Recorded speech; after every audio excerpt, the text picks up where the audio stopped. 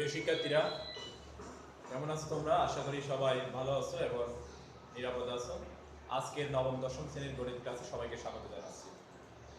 আজকে আমি 16.4 অনুশীলনী থেকে একটা অঙ্ক করাচ্ছি। দেখো, প্রশ্নটি দেখো, একটি ঘনকাকৃতি বস্তুর সমগ্র পৃষ্ঠের ক্ষেত্রফল 2400 বর্গ সেন্টিমিটার, 2400 বর্গ সেন্টিমিটার ফলে বস্তুটির কর্ণের দৈর্ঘ্য নির্ণয় করতে বলছে। কি দেওয়া আছে? সমগ্র পৃষ্ঠের ক্ষেত্রফল দেওয়া আছে, কর্ণের দৈর্ঘ্য নির্ণয় করতে হবে। এটা হচ্ছে এটা প্রশ্ন। আমরা সমাধান করব কর্ণের দৈর্ঘ্যের সূত্র কি ছিল এবং সমগ্র পৃষ্ঠের সূত্র কি ছিল। ক্ষেত্রফল সূত্র, যেমন এটা একটা ঘনকাকৃতি বস্তু,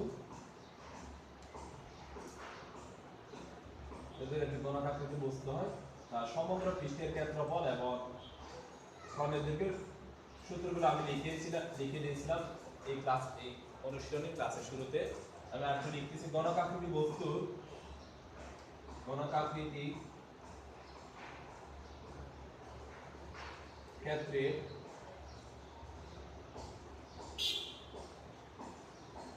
সমগ্র পৃষ্ঠের ক্ষেত্রফল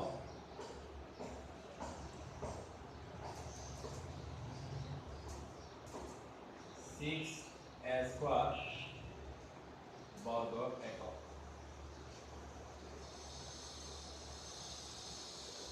ঘনকাকৃতি ক্ষেত্রের কর্ণের দৈর্ঘ্য √3a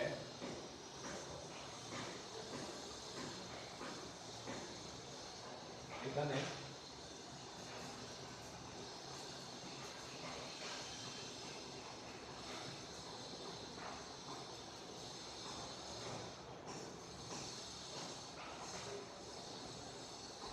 দেখে একটু,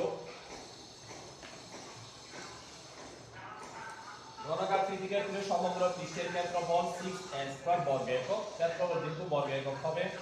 আর ঘনকাকৃতি ক্ষেত্রের কর্ণের দৈর্ঘ্য নির্ণয় করার ক্ষেত্রে √3 × a বাহক একক, √3 × a একক। এখানে a লেখা হয়েছে, এখানে লিখেছে a হচ্ছে ঘনকের এক ধারের দৈর্ঘ্য। এখানে ঘনকের প্রত্যেকটি ধার সমান থাকে, দৈর্ঘ্য, প্রস্থ, উচ্চতা তিনটা সমান। এখানে প্রতিটা সমান থাকে, দৈর্ঘ্য, প্রস্থ, উচ্চতা তিনটা সমান থাকে। এক্ষেত্রে আমরা এই সূত্রের মান বসিয়ে কাজ করতে পারবো। তো প্রথমে আমাদের এক ধারের দৈর্ঘ্য ধরে নিতে হবে সমাধানের ক্ষেত্রে।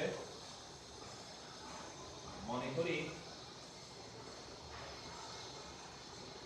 ঘনকাকৃতি বস্তুটি এক ধারের দৈর্ঘ্য a একক। আমরা কি লিখতে পারি? a একক লিখতে পারি। সুতরাং ঘনকাকৃতি বস্তুটির সমগ্র পৃষ্ঠের ক্ষেত্রফল যদি a একক হয় তাহলে 6a² বর্গ একক হবে। আমরা একক হিসেবে এখানে সেন্টিমিটার যেহেতু আছে, আমরা সেন্টিমিটার ব্যবহার করতে পারি। এখানে সেন্টিমিটার লিখলে আমরা এখানেও বর্গ সেন্টিমিটার লিখতে পারবো। তাহলে আমরা কি ধরলাম? ঘনকাকৃতি বস্তুটির এক ধারের দৈর্ঘ্য 1 সেন্টিমিটার ধরে মনে করে নিয়েছি। এরপরে ঘনকাকৃতি বস্তুটির যদি আমরা এটা ধরি, এক ধারের দৈর্ঘ্য ধরা হয়, তাহলে ক্ষেত্রফল হবে 6a²। এখানে প্রশ্নে কিন্তু সমগ্র পৃষ্ঠের ক্ষেত্রফল দেওয়া আছে, তো সেই ক্ষেত্রে আমরা প্রশ্ন পদ্ধতি লিখতে পারি 6a² সমান 2400। এখানে আমরা a² 6 দ্বারা ভাগ হবে, 6 এখানে গুণাকার ছিল, এটা থেকে ভাগ হয়ে যাবে। বা a² সমান 2400 কে যখন আমরা 6 দিয়ে ভাগ করব কত পাবো? 400, 424, 400 পাবো। এখন এদিকে a² আছে, এদিকে গেলে √ওভার হয়ে যাবে 400, √ওভার হয়ে গেল। এখানে a² ছিল, এটা √ওভার হয়ে গেছে। সমান এখানে 400 কে যখন আমরা বর্গমূল করব তখন আমরা যে মানটা পাবো হচ্ছে 20। আমরা এর মান 20 পেয়েছি। আমি আবার একটু বলতেছি 6a² সমান 2400। এখানে আমরা 6 এখানে গুণ আকারে ছিল, সেটা দিকে ভাগ হয়ে গেল। এরপরে 6 দ্বারা যখন 2400 কে আমরা ভাগ করব কত পাবো 400 মান পাবো এবং a স্কয়ার সমান 400 পেয়েছি। এখন a স্কয়ার যদি আমরা বাদ দিয়ে দিই তাহলে এদিকে কি হবে বর্গমূল চিহ্ন বসবে 400 কে বর্গমূল করলে 20। তাহলে আমরা a এর মান পেয়ে গেছি। a হচ্ছে ঘনকাকৃতির বস্তুটির এক ধারের দৈর্ঘ্য আমরা মনে করে নিয়েছিলাম, তাহলে সেটাই আমরা এখন পেয়ে গেছি। কি লিখবো আমরা? সুতরাং এটা লেখার পর তো লেখার পর আমরা আবার এরপরে লিখবে সুতরাং ঘনকাকৃতির বস্তুটি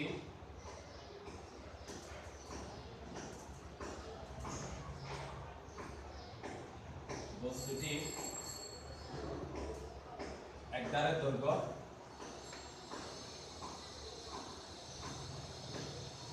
কত পেয়েছি আমরা 20 সেন্টিমিটার।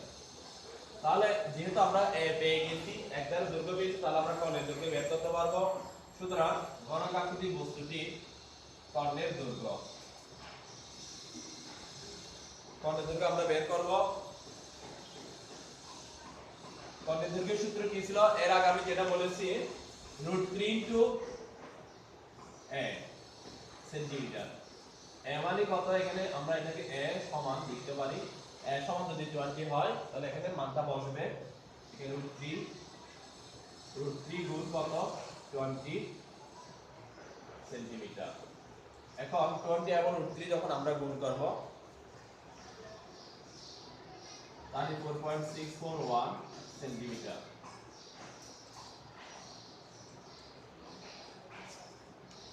তাহলে আমরা ঘনকাকৃতির বস্তুর এক ধারের দৈর্ঘ্য যেহেতু আমরা a সমান 20, তাহলে কর্ণের দৈর্ঘ্য সূত্র অনুযায়ী আমরা কি লিখব? √3 ইনটু a সেন্টিমিটার। a হচ্ছে এক ধারের দৈর্ঘ্য। এখানে এক ধারের দৈর্ঘ্য এর মান 20 বসিয়েছি। √3 এবং 20 গুণ করলে 34.641 সেন্টিমিটার পাবো। আমরা প্রায় লিখলাম, দশমিকের পর অনেক মান থাকে তাই আমরা প্রায় লিখতে হবে।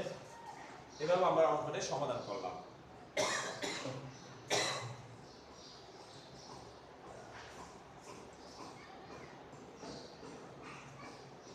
শিক্ষার্থীরা, এখন আমি আরেকটা অঙ্ক সমাধান করাচ্ছি। দেখো এখানে কি লেখা আছে? একটি বেলনাকৃতি ক্ষেত্রের উচ্চতা 12 মিটার এবং ভূমির ব্যাসার্ধ 5 সেন্টিমিটার হলে ক্ষেত্রটির সমগ্র পৃষ্ঠের ক্ষেত্রফল ও আয়তন নির্ণয় করো। কি কি নির্ণয় করতে বলছে?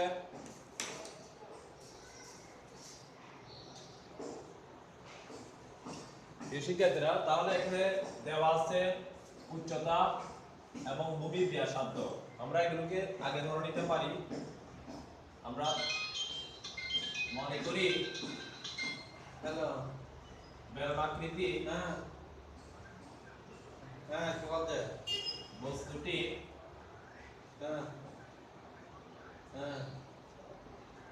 উচ্চতা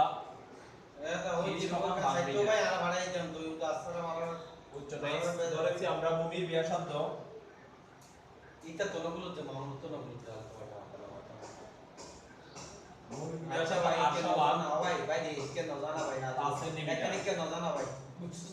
মিটার লিখতে পারি। আমরা উচ্চতাও পেয়ে গেছি এবং ভূমির ব্যাসার্ধ পেয়ে গেছি। ব্যাসার্ধ হচ্ছে 5 মিটার, উচ্চতা এর সমান 12 মিটার ব্যাসার্ধ। এখানে দেখো এটা হচ্ছে বেলনাকৃতি ক্ষেত্র। এখানে ব্যাসার্ধ যখন আমরা 8 ধরবো আর এর মান আমরা এখানে দেওয়া আছে 5, এখানে উচ্চতা হলো h। এখন এটা ধরে আমাদের সমগ্র পৃষ্ঠের ক্ষেত্রফলের সূত্রে মান বসাতে হবে। আমরা লিখতে পারো, এখন আমরা জানি অথবা এখন দিয়ে লিখতে পারো, এখন বেলনাকৃতি ক্ষেত্রটি সমগ্র পৃষ্ঠের ক্ষেত্রফল। এখানে সূত্রটা হচ্ছে কি 2 পাই আর h প্লাস r।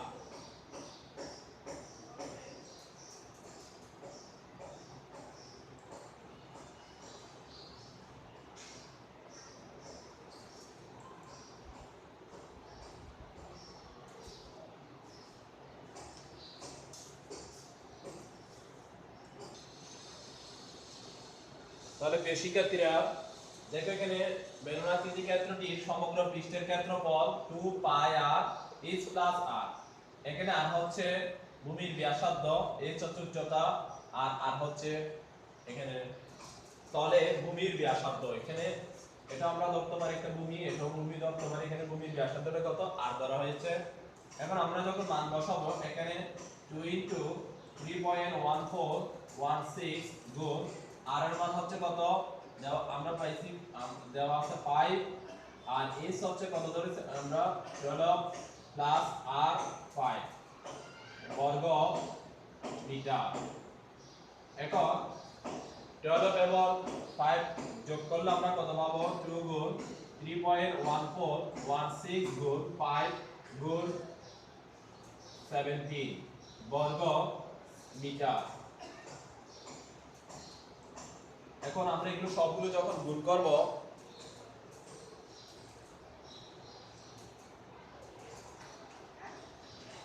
বর্গ মিটার,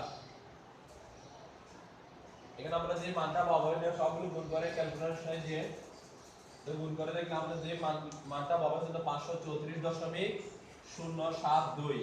তাহলে আমরা কিভাবে এই সূত্রটা তোমাদের মনে রাখতে হবে, বেলনাকৃতি ক্ষেত্রের সমগ্র পৃষ্ঠের ক্ষেত্রফল 2 পাই আর s প্লাস r 2 পাই আর s প্লাস r সূত্রটা মনে রাখতে হবে তোমাদের।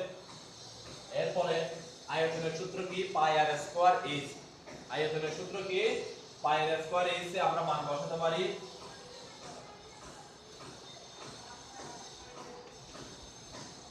এরপর আমরা করব ক্ষেত্রটি বেলনাকৃতি ক্ষেত্রটি আবার বেলনাকৃতি আয়তন নির্ণয় করব। আমরা কি নির্ণয় করব আমরা এর আগে নির্ণয় করেছি সমগ্র পৃষ্ঠের ক্ষেত্রফল, এখন নির্ণয় করব আয়তন। বেলনাকৃতি ক্ষেত্রটি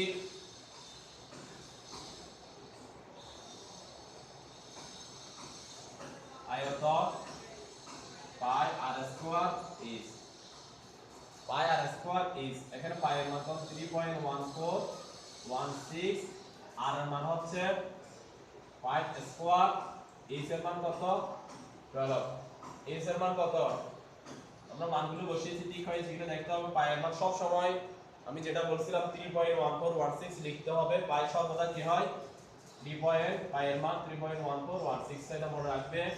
আর এর মান আমরা এখানে যা আছে তাই বসিয়েছি এবং s এর মানও বসিয়েছি। এখানে যে আয়তন এককটা হবে এখানে সূত্র হচ্ছে ঘন একক, তাই এখানে ঘন মিটার হবে, ঘন মিটার। এখন 3.1416 গুণ 5 স্কয়ার করলে কত 25 গুণ 12। এখন এই তিনটা আমরা যখন গুণ করব তিনটা মান গুণ করলে 942.48 ঘন মিটার। তাহলে আমরা কি কি নির্ণয় করলাম, উচ্চতা দেওয়া ছিল এবং ব্যাসার্ধ দেওয়া ছিল। উচ্চতাকে আমরা h ধরেছি এবং ব্যাসার্ধকে আমরা r ধরেছি। সেই সূত্র লিখলে আমরা আয়তনের ক্ষেত্রে পাই আর স্কয়ার is সূত্র কি পাই আর স্কয়ার is, তাহলে পাই এর মান 3.1416 হয় সব সময়।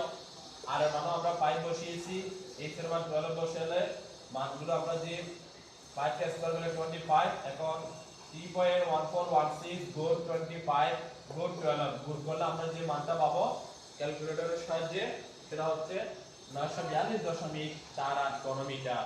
এটা হচ্ছে কি এই বেলনাকৃতি ক্ষেত্রটির আয়তন। আমরা এর আগে যেটা নির্ণয় করেছি সমগ্র পৃষ্ঠের ক্ষেত্রফল। সূত্রগুলো মনে রাখতে হবে। একটা হচ্ছে কি পাই আর স্কয়ার h, এটা হচ্ছে আয়তনের সূত্র 2 পাই আর h প্লাস r, এটা হচ্ছে সমগ্র পৃষ্ঠের ক্ষেত্রফলের সূত্র। আর একটা সূত্র আছে যদি বক্রপৃষ্ঠের গোলাকার যে অংশটা আছে সেই বক্রপৃষ্ঠের ক্ষেত্রফল নির্ণয় করতে বলে তখন আমরা শুধু 2 পাই আর h লিখব। আশা করি তোমরা আমরা বুঝতে পারছো, দুইটা অঙ্কই করালাম। এগুলো তোমরা তোমাদের বাড়ির কাজের খাতায় সুন্দরভাবে উপস্থাপন করবে আর বাসায় এগুলো চর্চা করবে বারবার।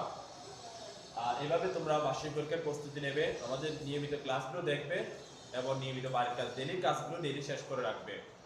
সবাই সুস্থ থাকবে, সেই আশা আজকের ক্লাস শেষ করছি। ধন্যবাদ সবাইকে।